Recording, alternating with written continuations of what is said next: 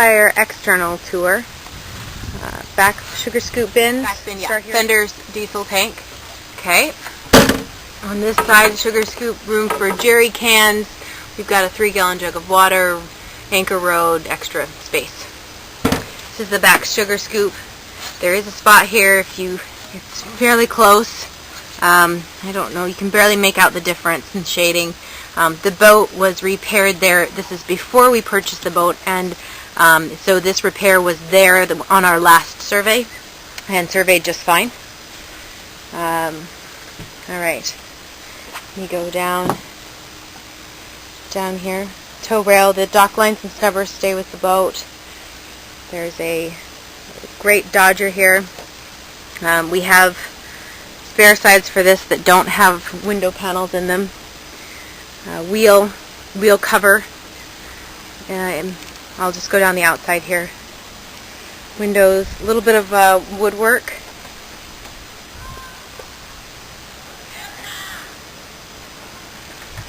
Top deck. Stanchions, kind of give you a close-up of the stanchions so you can see the condition they're in. There's no rust or anything. 22-pound Delta anchor. We have 100-foot of anchor chain and anchor locker. Let me jump up here. Inside the anchor locker, there's 100-foot of chain. These are our jib sheets. We just have them down while we're here at the dock. And we have an anchor harness here. We have an extra 200 feet of anchor road. This right here, this blue, is the water intake. This chain and anchor is oversized for this boat. We have successfully held in 60-mile-an-hour winds with no problem at all. So they're tested. The top deck here. This goes down into the V-berth. My shadow's in the way. Starboard side, top deck. Adjustable tracks here for the jib sheets and lock into place. Windows. The starboard side above. This is the diesel input here in the back. Okay, and the cockpit here. We have cockpit cushions. These had the original boat name on them, so we flipped them over. They're still in good condition. They're very soft and really help make the ride a lot easier when you're just hanging out. We've got a screen up front. There's a 3-panel door. There's one here. There's another plastic or fiber, plexiglass panel. There's another plexiglass panel that goes in the second one, and a wood panel that goes in the top. We've made this screen to take up 2 of the 3 panels when we're at the boat and want a little more airflow.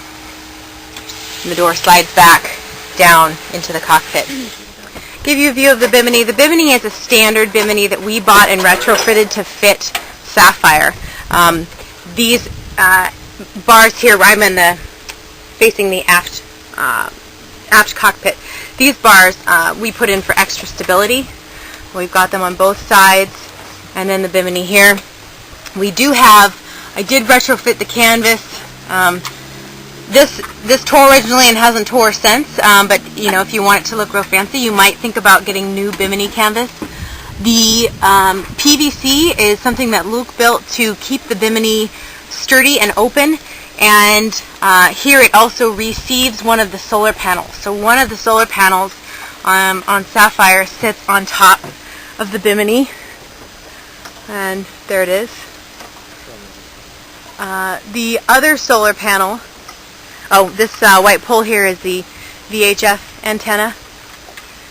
The other solar panel is in front of the Dodger, and it's also sitting on a PVC frame. These have been here the entire time we've been out. They've been major coastal cruising. They've been in 60-mile-an-hour winds and had no issues at all. The solar panels and all of the electronics and Garmin gear are all about 1.5 years old. We installed them right before we left on our trip. blocks running up to the mast. There's no rust on any of the hardware here on the boat. And let me go up the mast. The sun doesn't get in the way too much. There's double spreaders on Sapphire. We have a tall mast for a 30-foot boat. We are just under 55 feet above waterline. So she goes nice and fast. Dodger's in great condition. All the plastic windows are still clean and clear. Okay. All the lines run aft here. We've got main halyard coming in, jib, second reef, and the jib halyard coming in here. This is one of the adjustments for the Traveler. You can see the Traveler right here in front of the Dodger. On this side we have the spin anchor halyard, the first reef point for the main, and the Traveler line. We also have self-tailing winches. There's both sides. They all have these nice canvas covers. We have self-tailing winches down farther. These are a little bit bigger. These are for your jib sheets. There's one on each side. This one has a cover on it. In great condition. These are variants, and they're 2-speed. So when you winch one way, it's a little faster, and when you winch the other way, it's a little slower. This line right here is the line that goes up to the roller furling. So you let it out and pull on the jib sheets to pull out the roller furling, and then you roll it in here to roll in the front jib. We have a Magma Marine Barbecue. It's a little larger. It's the party size. Here's the inflatable throwing device, the horseshoe. We have the wood block for an outboard.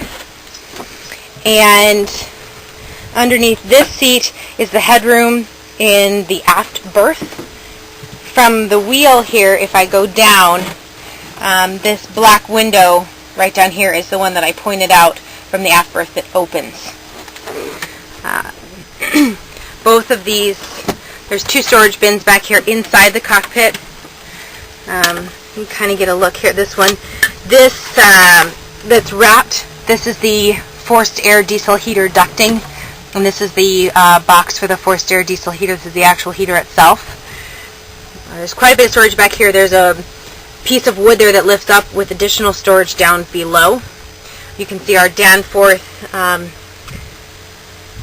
stern anchor is also here in this bin.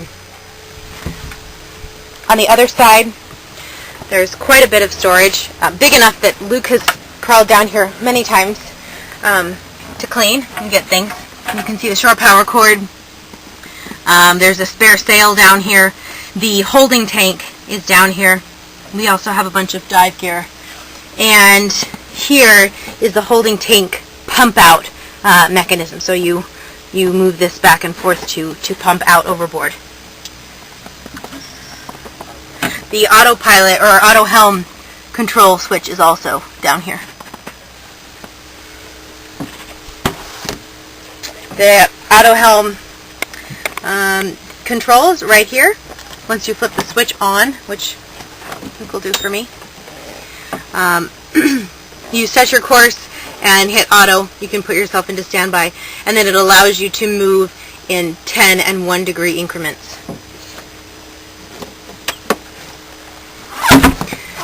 We have the RPM gauge. Whoops, sorry, down here. I got it with the camera doing a RPM gauge, starter button, and ignition.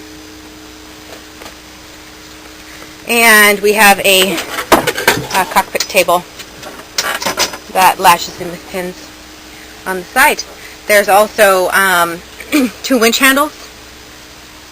You can kind of get a look. This is the auto helm, forward and reverse. I'll try and give you a good view of the auto helm. The auto helm locks down here, and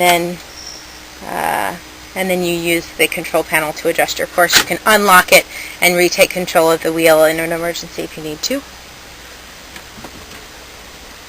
And there's a compass here, and then the electronics sit in here, and we'll put those in right now.